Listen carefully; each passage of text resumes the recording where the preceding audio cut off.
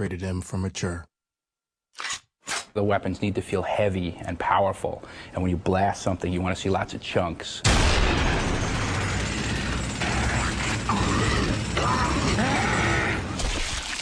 The way that the player interacts in Gears of War is by shooting the world. That's essentially his virtual hand. And what he does is he essentially reaches out and touches the environment. He's touching his enemies to eventually defeat them by unloading bullets into them.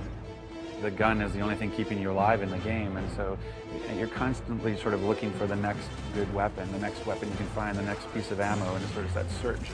Sort of gives you that bond of, like, this is what I need to survive. The weapons in Gears generally tend to shy away from some of the kind of laser beamy weapons you see in a lot of sci-fi environments. It was really more about something that looks like a gun, feels like a gun. It's really why we sort of went with sort of this kind of Vietnam-esque type of weaponry, that everything is a ballistics weapon, everything feels real. It's not energy weapons, not laser weapons. So your arsenal has expanded in Gears 2, and we have these heavy weapons. The first one's called the Mulcher. It's a heavy Gatling gun. Kind of based off the Predator, kind of raw, you know, just go crazy and mow everything down. We have a long-range mortar, which is heavy as well. You can take out enemies from what feels like it's about half a mile away. Again, you have to plant it and you have to crank it to get to whatever trajectory you shoot. We have the Scorcher, which is our take on a flamethrower. If you reload the gun perfectly, the shot goes further and it burns your enemies to a crisp, and there's much screaming and rejoicing when that happens. And then we have a really cool weapon called the Gorgon, and this is kind of a semi-automatic pistol. And this works well because you can take your enemy hostage and then grab this pistol and essentially take them out in a very quick and dirty fashion. We've added a new grenade, which is the poison gas grenade, what we call the ink grenade.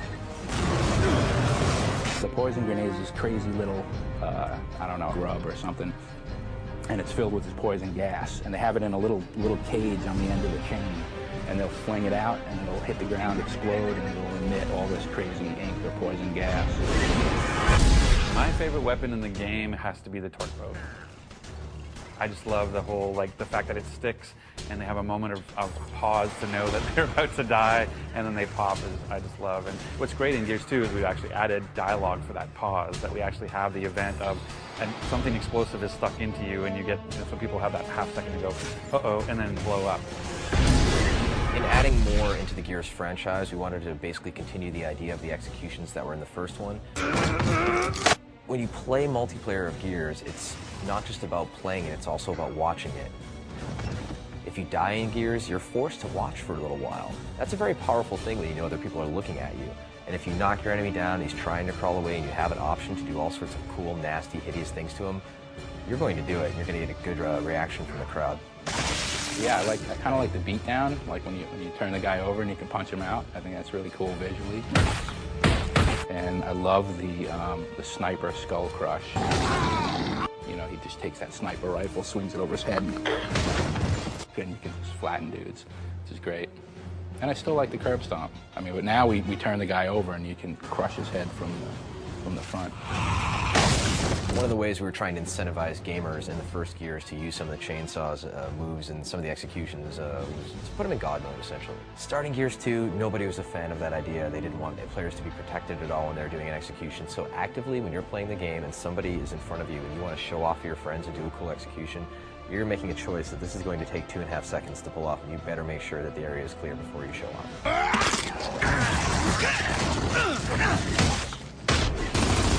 In Gears 1, when two players would come at each other with chainsaws, it was pretty much a random outcome as far as who would win. And in Gears 2, we actually wanted to make it A, very cinematic, and B, have an actual game mechanic that was implemented.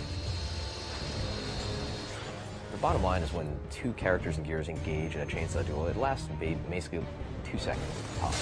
Sparks are flying, you know, they grunt, and then it's over. Or like, you know, all we basically have time for is just a quick button mash. So let's see, you know, how many times a person can hit B, and then whoever wins, wins.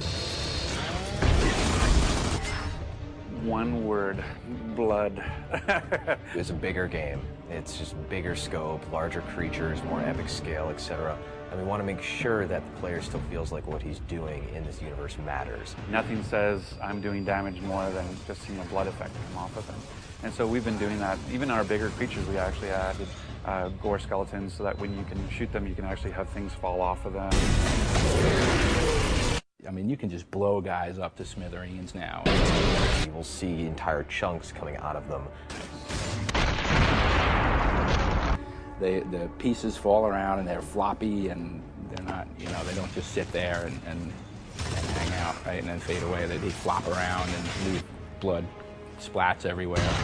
We use the term intimate violence to describe Gears of War. Even though we've sort of grown the scope of the combat and sort of bigger weapons as well, we still have these sort of intimate moments with the combat. It's like that old sort of cowboys and Indians feeling in the woods, you know, it feels really personal and really intimate.